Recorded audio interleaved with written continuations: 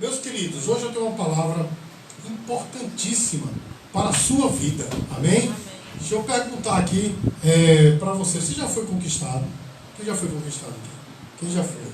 Eu não estou perguntando de uma maneira metafórica. Estou falando de uma maneira correta, né? Conquistado. Alguém já lhe conquistou? Você não queria comprar uma coisa, alguém foi lá e lhe conquistou para você comprar. Você disse, caramba, eu não precisava desse negócio, mas comprei. Já aconteceu isso? A pessoa lhe conquistou, não é? Você não queria ir para algum lugar, mas a pessoa foi com um jeito e tal, pá, você foi para o lugar, não queria estar aqui, mas estou. Você foi conquistado, né? Sem falar das pessoas que nos conquistam amorosamente, né? E eu costumo dizer que nos anos 90, quando eu tinha bigode, foi o meu bigode que conquistou esta mulher, né? Tem um bigodinho assim, né? Um bigodinho assim de... O William está seguindo o exemplo. Vanessa, eu consegui uma excelente mulher com bigode, viu? Então meu bigodinho de pincel conseguiu. Então, irmãos, ela me conquistou e eu a conquistei, né? Então, nós somos conquistados pelas pessoas, né? Mas você já foi conquistado, meu irmão? E eu quero perguntar para você mais enfaticamente, você já foi conquistado por Jesus? Ah, pastor, já. Eu estou na igreja, eu faço parte do conjunto, faço parte da igreja, sou cristão, mas será que realmente Cristo te conquistou? E essa é a reflexão, meus queridos, que nós vamos trazer nessa noite. Eu quero que você abra sua Bíblia aí em 2 Coríntios, capítulo 2, versículo 14. 2 Coríntios, capítulo 2, versículo 14. Irmãos, enquanto os irmãos estão procurando, deixa eu dizer para vocês. Meus filhos são uma bênção, amém? Porque vai chegando o dia do meu aniversário, aí eles começam a tocar músicas que eu gosto, tanto em casa quanto aqui na igreja, né? Aí eu já entendi, já foi uns 3 ou 4 anos que eu venho entendendo isso. Vai chegando perto do dia, aí eles vão colocando em casa, né? Músicas que eu gosto e tal, tocando aqui na igreja. Mas esse ano eu não vou chorar. Amém? Os irmãos, fiquei sabendo. Temos outro irmão chorão aqui na igreja, né? Fiquei sabendo. Eu sou chorão, agora tem outro, né? Vamos se competir juntos. Amém, amados? 2 Coríntios, capítulo 2. Desculpa. 2 Coríntios, capítulo 2, a partir do versículo 14. Diz assim. Meu Jesus. Graças, porém, a Deus, que em Cristo sempre nos conduz em triunfo e por meio de nós manifesta em todo lugar a fragrância do seu conhecimento. Porque nós somos para com Deus o bom perfume de Cristo, tanto nos que são salvos como nos que se perdem. Para com estes cheiros de morte para a morte, para com aqueles aroma de vida para a vida. Quem, porém, é suficiente para estas coisas. Meus amados, o apóstolo Paulo foi um dos grandes homens de Deus que já passaram por esta terra. Para os irmãos terem noção, ele escreveu 13 cartas do Novo Testamento. Então ele não foi qualquer pessoa, né, irmãos? Ele foi realmente um dos maiores doutrinadores da igreja. E se Hebreus foi escrito por ele, né? Eu acredito que não, mas se foi, ele escreveu 14 cartas, olha só. Então, irmãos, o camarada não era brincadeira. Eu li em algum lugar que certa vez alguém fez uma varredura, alguns estudiosos fizeram uma varredura das maiores mentes que já passaram pelo planeta. E o apóstolo Paulo ficou a 7ª mente, não é? Ficou estranha essa frase, né? Ele foi o 7º em sabedoria, né? Ficou melhor assim. Ele foi o 7º em sabedoria. Uma vez eu estava falando isso, aí um irmão disse assim, tá, mas o 7º, eu digo melhor do que eu e tu, que ele chegou nem no, né? 100º, né?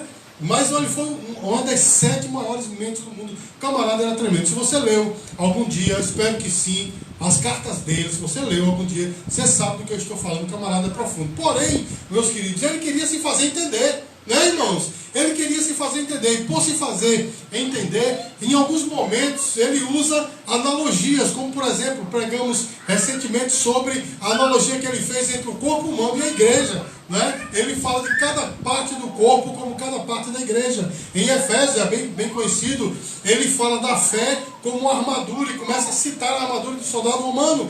E aqui, meus queridos, ele traz a ideia de um general vencedor num desfile de vitória, né? Que coisa tremenda, né, irmãos? E aqui, meu irmão, o apóstolo Paulo, ele faz de Cristo o vencedor, o general vencedor. Amém, amados? Ele faz de Cristo o general vencedor. E ele faz de nós, né, como participantes desse cortejo de vitória. E também, olha só que coisa tremenda, como o perfume que era derramado nesses dias. Amém, irmãos? Então, o apóstolo Paulo, irmãos, ele querendo falar sobre a vitória que nos foi proposta, ou nos foi ganha por Cristo, ele fala desse cortejo de vitória. E ele começa, irmãos, dizendo assim, olha só, o versículo 14 diz assim: graça, porém, a Deus que em Cristo sempre nos conduz em triunfo. Eita, que versículo poderoso, né, irmãos? Inclusive, algumas pessoas usam esse versículo como um subterfúgio, um respaldo para aquela mensagem. Ele, falando aqui a respeito desse cortejo, ele diz assim: graça, porém, a Deus que em Cristo sempre nos conduz em triunfo e por meio de nós manifesta em todo lugar a fragrância do seu conhecimento. O problema, meus queridos, quando nós lemos esse texto, é que algumas pessoas usam, como eu já falei, como respaldo para um argumento triunfalista de que o crente sempre é triunfante. Eu quero perguntar a você: será que o crente sempre triunfa, irmãos? Sempre triunfa, para a glória de Deus. Glória a Deus. Errou todo mundo. Sempre triunfa. Agora veja só, ele sempre triunfa, porém nem sempre ganha. Como é que pode? Que paradoxo. É verdade, irmãos. Nem sempre o crente ganha, mas sempre ele triunfa. Porque o próprio apóstolo Paulo, em Romanos 8, 28, ele diz: tudo coopera para o bem daqueles que amam a Deus. Então, algumas percas nossas são para o nosso bem. Então, o crente nem sempre perde, mas ele sempre triunfa. Porém, algumas pessoas lendo esse texto, irmãos, eles vão dizer assim: o crente sempre ganha, o crente nunca perde. Isso, meus queridos, não é algo bíblico. Isso é coisa desse evangelho distorcido e híbrido que nós estamos vendo sendo pregado hoje. E a mensagem de Deus para nós dessa noite é totalmente diferente. E é por isso, irmãos, que nós temos que entender o que o apóstolo quis dizer quando ele fez essa analogia desse desfile. Amém? Desfile de vitória. Porque, meus amados, olha só, eu falei agora recentemente que a teologia não forma pastores, não é, meu irmão? Quem forma pastor é Deus na fornalha da aflição. Quem quer ser pastor, se prepare, viu? Deus prepara na fornalha da aflição. Mas a teologia, ela informa, ela ajuda. Irmãos, existe uma matéria na teologia chamada de hermenêutica. Como é o nome da matéria, irmãos? Hermenêutica, que é a ciência da interpretação da Bíblia. E uma das regras da hermenêutica é o seguinte: para que nós possamos entender o texto, é necessário que nós entendamos primeiro o que ele quis dizer para os leitores originais. Ou seja, essa carta foi escrita para quem, irmãos? Para os Coríntios. A igreja de Coríntios. Então, para que nós possamos entender a mensagem de Deus para nós hoje, nós temos que entender em primeiro lugar o que ela quis dizer para os leitores lá da igreja de Corinto. Amém, irmãos? Amém. Então, olha só que coisa. Para que eu possa entender o que Paulo estava querendo falar aqui, o que ele quis falar, eu tenho que entender que ele estava falando de algo corriqueiro do dia a dia. Quando o general romano vencia, meu irmão, sabe o que ele fazia? Ele fazia um cortejo. E nesse cortejo não vinha só o seu exército. Sabe o que vinha também, meu irmão? Vinham os vencidos.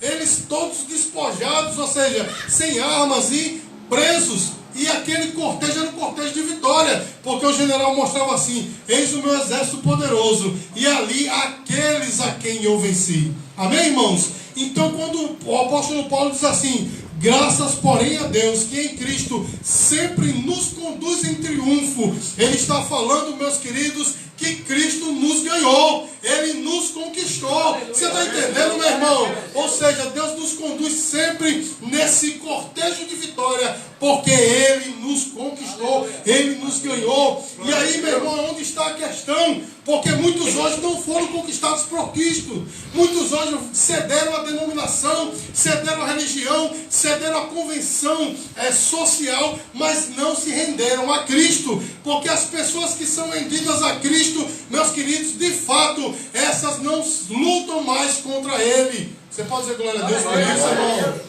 que é que eu quero dizer com isso, meus queridos? Existem muitos hoje que estão lutando com Cristo, porque a vontade de Cristo choca-se com a vontade das pessoas, e as pessoas se apegam à sua vontade e não à vontade de Cristo. Os irmãos entendem, irmãos?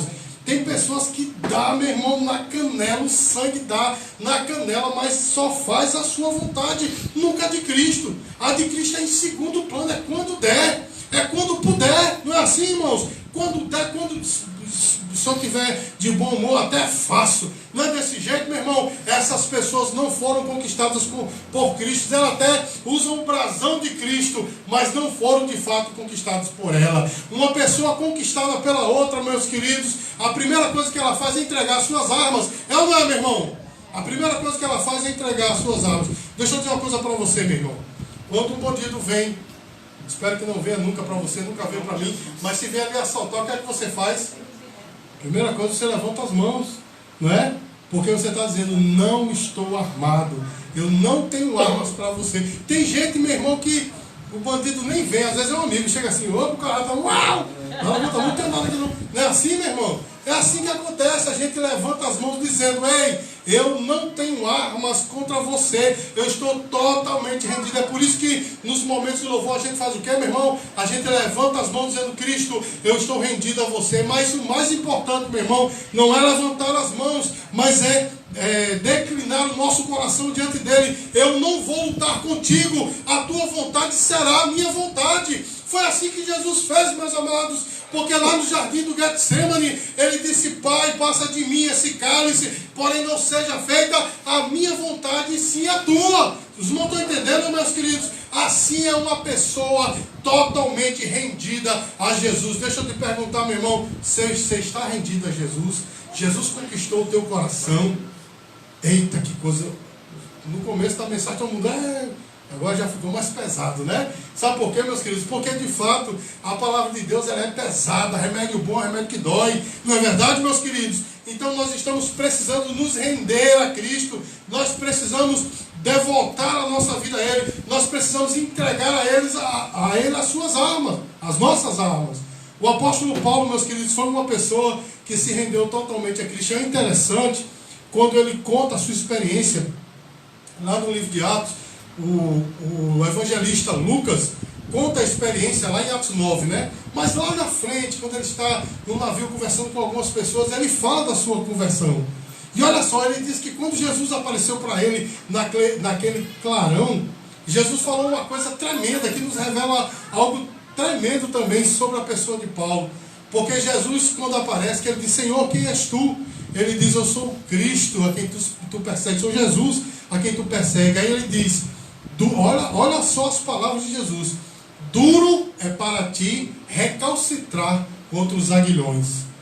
Vou explicar para os irmãos o que é que isso quer dizer. Ele estava dizendo, você está lutando contra mim, porque eu estou te trazendo como um derrotado, né, por assim dizer, um preso a mim, e você está lutando para não vir. Ele disse, dura coisa é isto, ou seja, dura para você lutar contra mim. Naquele dia, Paulo rendeu-se totalmente para Jesus. Quantas pessoas, irmãos, estão lutando contra os aguilhões?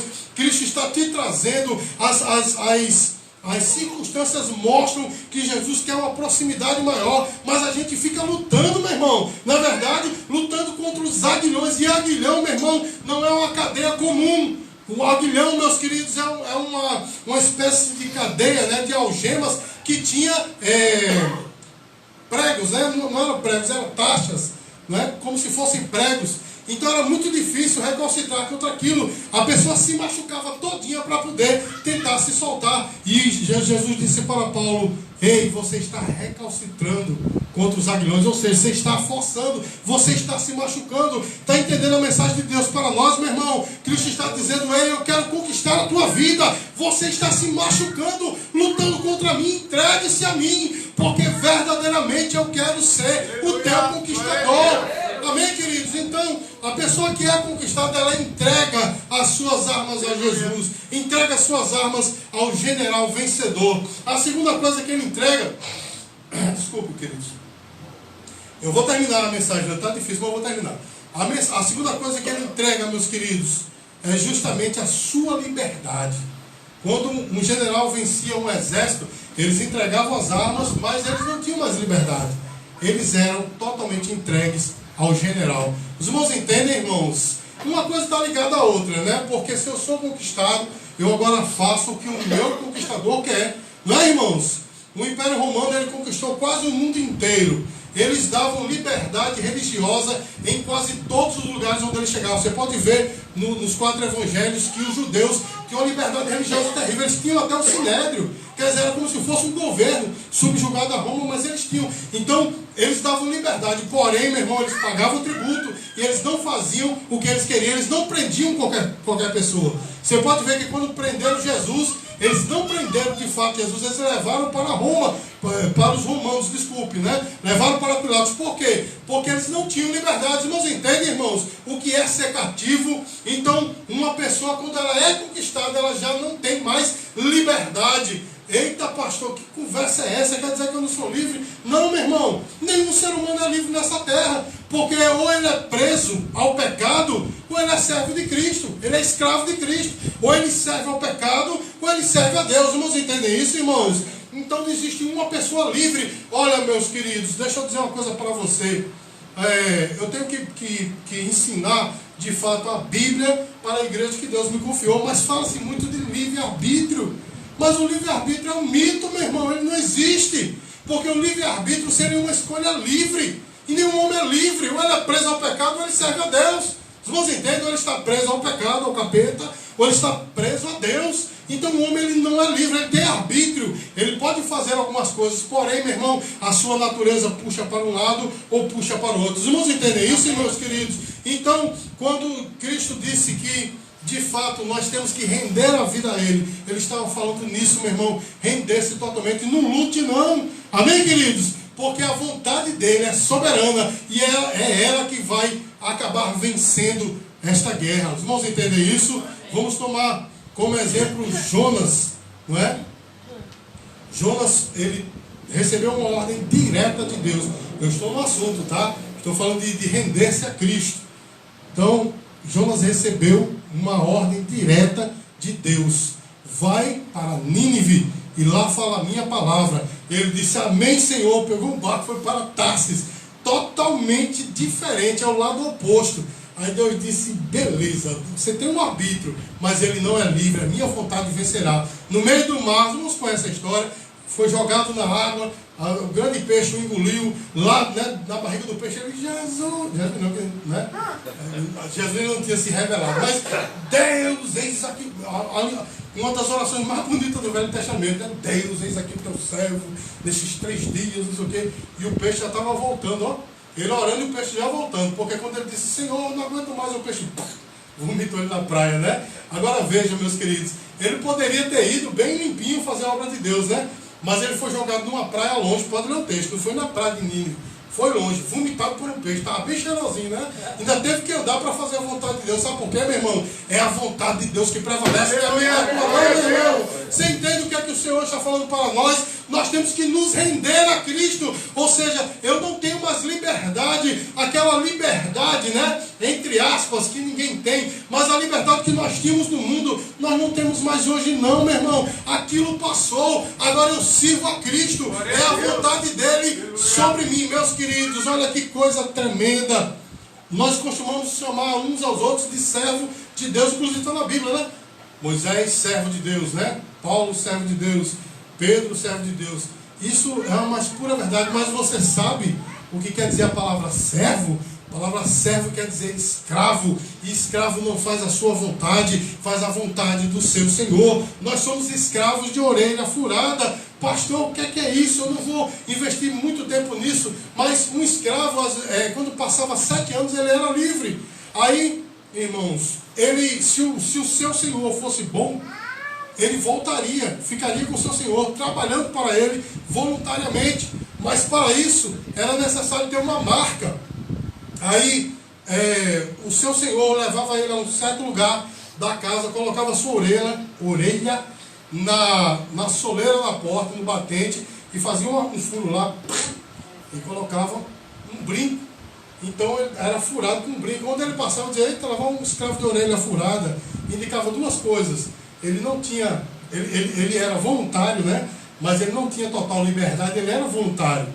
E a segunda coisa que aquilo indicava é que o seu Senhor era tão bom que ele decidiu ser voluntário. Os irmãos entendem, irmãos? Ah, pastor, o senhor falou que não tem livre-arbítrio, e aí? Mas quem disse, meu irmão, que aí envolve livre-arbítrio? Os irmãos entendem, irmãos? Aí envolve o arbítrio do homem de render-se àquele que é maior do que ele. Os irmãos entendem isso, meus queridos? Então, quando o apóstolo Paulo fala de sempre nos conduz em triunfo, ele nos conduz, né, dizendo eu venci. Olha aí quem eu venci, quem eu ganhei. Mas, irmãos, diferente de um general romano, o general romano fazia isso para se engrandecer. E o nosso Deus não, ele faz isso para te engrandecer. Porque naquele cortejo, meu irmão, ele está dizendo, eis aí, ele não queria, mas eu trouxe, né? Ele agora é meu e ninguém toca. Você pode dizer glória a Deus por isso? Então, meus queridos, continuando aqui, ele diz assim, olha só, por meio de nós se manifesta em todo lugar a flagrância do seu conhecimento.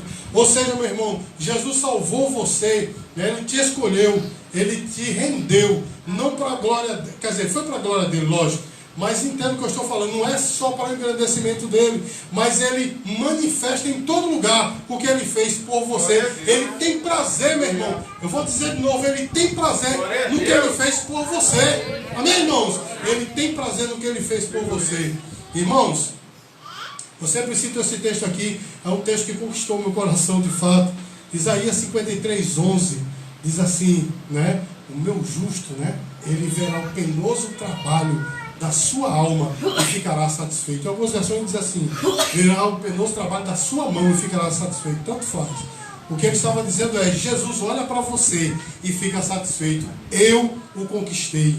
Eu a conquistei. Tremendo, né? Ele tem prazer, meu irmão. Tem tanto prazer, meus queridos, que a primeira coisa que ele fez quando ressuscitou foi mostrar o quê? As fissuras, né? Do lado, ele disse, Tomé, vem cá, incrédulo da moléstia, toca aqui, né? Toca na minha mão. Ele teve prazer de mostrar, eis o que eu fiz por vocês. Lá quando ele se revela, João, no Apocalipse, ele se revela de uma maneira totalmente diferente, totalmente transformado, cabelo como a neve, olhos de fogo, né? Pés de latão reluzente, um cinto de ouro sobre o seu ombro, mas o seu vestido está o quê, irmãos? Salpicado de sangue, é branco, mas salpicado de sangue. Isso porque ele estava dizendo, olha o que eu fiz por eles. Ele tem prazer, meu irmão, no que ele fez por você. Por isso que diz aqui, manifesta em todo lugar o seu conhecimento por meio de nós. Meu irmão, nós somos uma prova viva de que existe um Deus amoroso. Nós somos uma prova viva de que tem um Deus que muda a história. Porque, meu irmão, se não fosse Ele na sua vida e na minha vida, nós estaríamos mortos. Uma coisa eu sei, meu irmão, hoje eu não estaria aqui se eu não fosse cristão. Eu já estaria lá no trono do capeta. Amém, meu irmão? Estaria lá, sabe por quê? Porque esse era o plano que ele tinha para mim. Mas o Senhor foi lá, me conquistou e disse, eu mudo essa história agora. Eis que faço nova todas as coisas. Meu irmão, em todo lugar, ele manifesta a fragrância do seu conhecimento por meio de mim e de você. Olha que coisa, ele tem prazer por causa disso. É por isso, meu irmão, que tem duas vezes na Bíblia, lá em Levítico e lá em 1 Pedro, que diz assim, sede santos, porque eu sou santo. Ou seja, o Senhor quer, meu irmão, que como Ele é santo, todos que olhem para você, vejam a santidade dEle. Ou seja, traduzindo, Ele quer que todos que olhem para você, vejam Cristo em você. Amém. Por isso é que diz aqui, irmãos, manifesta em todo lugar a fragrância do seu conhecimento. Amém, irmãos? Então nós somos tanto o conquistado quanto o próprio perfume. Deixa eu explicar aos irmãos. Antes vamos ler, versículo 15. Porque nós somos para com Deus o bom perfume de Cristo, tanto nos que são salvos quanto os que se perdem. Olha só, irmãos. Ele muda a figura, ele nos mostra como um dos conquistados pelo general. Amém, irmãos? Mas agora ele diz que nós somos o bom perfume de Cristo, ou o bom aroma de Cristo. Os irmãos entendem isso, irmãos? Sabe o que é que isso quer dizer, meu irmão? Isso quer dizer que nós exalamos a Cristo aonde quer que nós formos. Mas deixa eu explicar uma coisa histórica aqui para você, meu irmão. Acontecia naqueles dias que quando o general romano ele ia naquele cortejo, né? Ele na frente, o exército atrás, os conquistados lá no rabo da gata, né? Lá atrás. Enquanto isso, meu irmão, ia algumas sacerdotisas e sacerdotes jogando perfume aos deuses. Amém, irmãos? E aquele cheiro indicava uma vitória. Quando aquele cheiro subia, era um cheiro para os deuses, mas indicava que alguém ganhou. Amém, irmãos? E também indicava que alguém ia morrer. Olha só aqui, eu não vou falar sobre isso, mas indicava também que alguém ia morrer. Eu vou explicar aos irmãos por quê. Então, esse cheiro da vitória que os soldados romanos sentiam, o povo romano sentia, que era a vitória do general, isso é exalado por mim e por você. Amém, meu irmão? É por isso que eu disse, nós somos a prova viva de que tem um Deus que muda a história. Nós somos a prova viva de que tem um Deus que pode transformar vidas, porque o cheiro de Cristo é exalado em nós. Irmãos, quando você vai abraçar alguém e aquela pessoa está com aquele desodorante vencido, não é? Aquele cheiro de macaco morto, tal, aquela coisa. Eu garanto a você que você pode até abraçar, mas não fica muito tempo não. Não é verdade, irmãos? É aquele, como diz a missionária Fátima, é um beijinho na flor, né? Vai embora, né? Porque o cabo não está lá nessas coisas. Não é assim, meu irmão? Mas o cabo cheiroso, com Ferrari Black do meu amigo Rivaldo, né? Ele gosta daqueles Ferrari Black, aquelas coisas.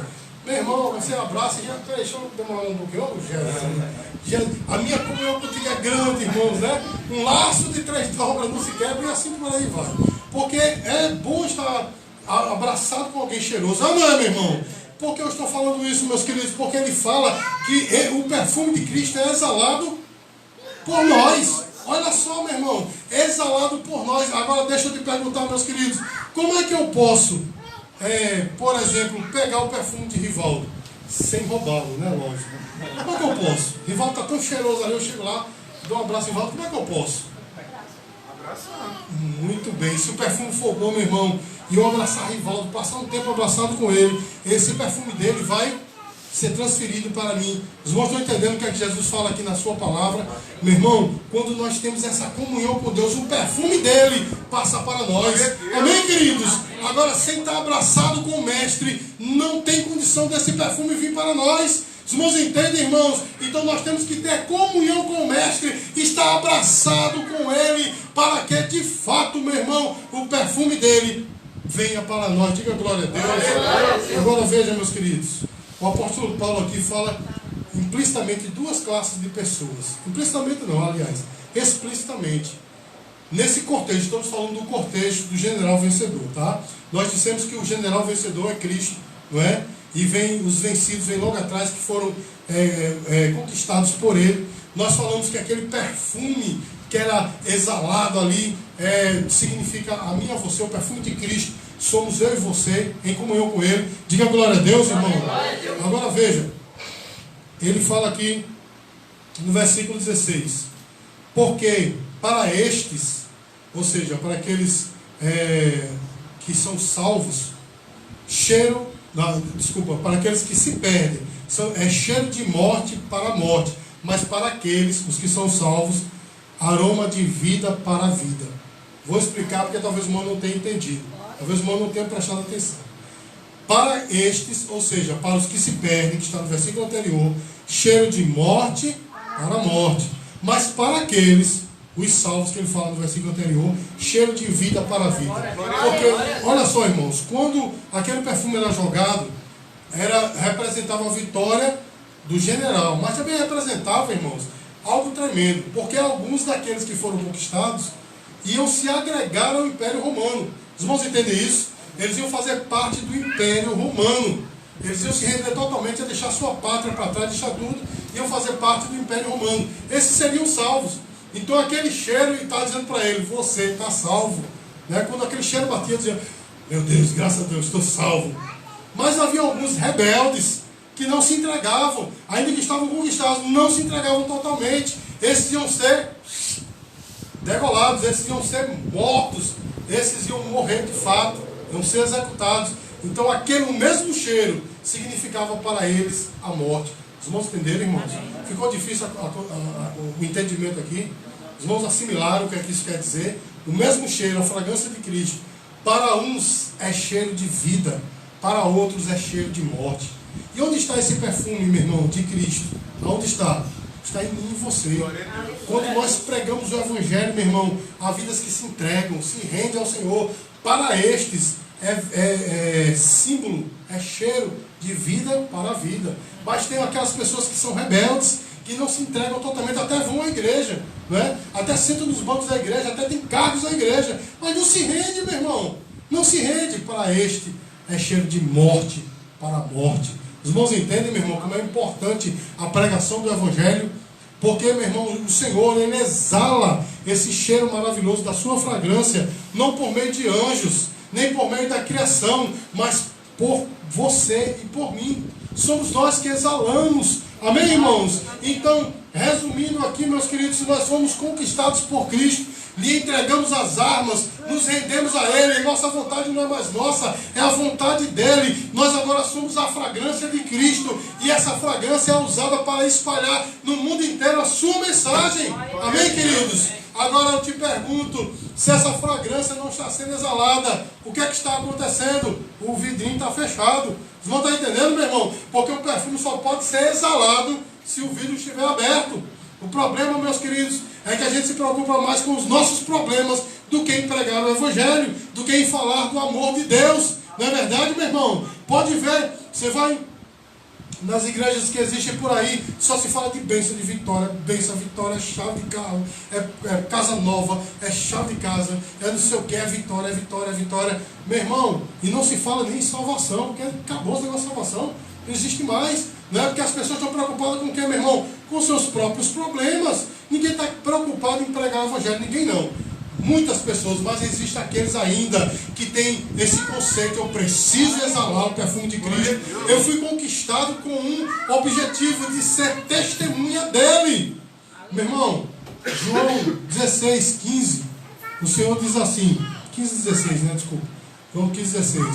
Não é 16, 15 agora? Poxa, minha mente.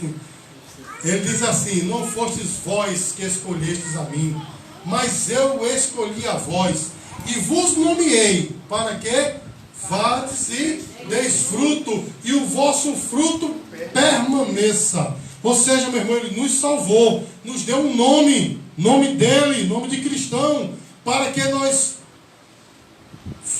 Amém, mamãe? Acabei de falar. Diga assim: frutifiquemos. E não é qualquer fruto, é fruto de verdade, é fruto duradouro. Deus te chamou com um propósito, meu irmão. Primeiro para a glória dele, lógico. Amém, queridos? Mas também para que nós possamos propagar o Evangelho nessa terra. Se você foi conquistado por Cristo, meu irmão, você tem que ser o perfume de Cristo. Você tem que falar do Evangelho. Amém, irmãos? Tem que lutar pela obra de Deus. Tem que lutar pelas coisas de Deus. Porque nós fomos conquistados por isso. Amém? Ou para isso. Então, meus queridos, resumindo, concluindo, há uma vitória, amém, de Cristo. Cristo venceu, meu irmão. A morte não reteve, Ele ressuscitou. Ele é o general vencedor. E Ele conquistou você. Se não conquistou, Ele quer conquistar. E Ele vai conquistar. Se você é um escolhido, meu irmão, pode ter certeza, Ele vai conquistar.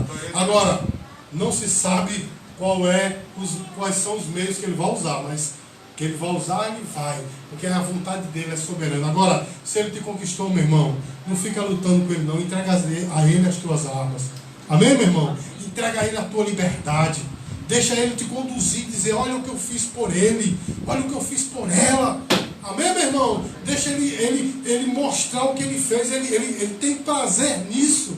Então, meu irmão, que nós possamos, nos transformar neste perfume glorioso, que é exalado uns para a vida e outros para a morte. Mas o importante é que esse perfume tem que ser exalado. Amém? A palavra de Deus, Isaías 55, estou concluindo agora, diz assim: que a palavra de Deus não volta vazia. Aleluia. Amém, irmãos? Glória a Deus. Quando eu era bem jovem, ainda sou muito jovem, estou cheirando a leite, mas quando eu vim para o Evangelho tinha só 17 anos. Aí eu li esse texto a primeira vez. Eu disse: mas como? Eu prego a palavra, o povo não quer. Como é que a palavra de Deus não volta vazia? Sabe como, meus queridos? Sabe como é que a palavra de Deus não volta vazia? Deus me falou isso numa meditação matutina. De manhã eu li esse texto e fiquei horas meditando: mas Senhor, como é que pode? A tua palavra, ela é perfeita, então isso não é mentira. E o Senhor me falou pelo Espírito Santo. Eu fiz agora igual o Antônio Melo, né? O pastor Antônio Melo. Então veja, meus queridos, Deus me falou. Olha só, meus amados, a palavra de Deus não volta vazia, porque a palavra pregada, ela serve para converter vidas, esse é o objetivo, mas também serve para testemunho. Porque quando chegar lá naquele dia da prestação de contas, o rei vai dizer: meu servo pegou a palavra para você e você não quis. Os irmãos entendem, irmãos? Perfume para a vida e perfume para a morte. Amém, queridos? Mas o importante é que este perfume seja exalado. Amém? Uma salva de palmas para o Senhor Jesus. Já que o Natal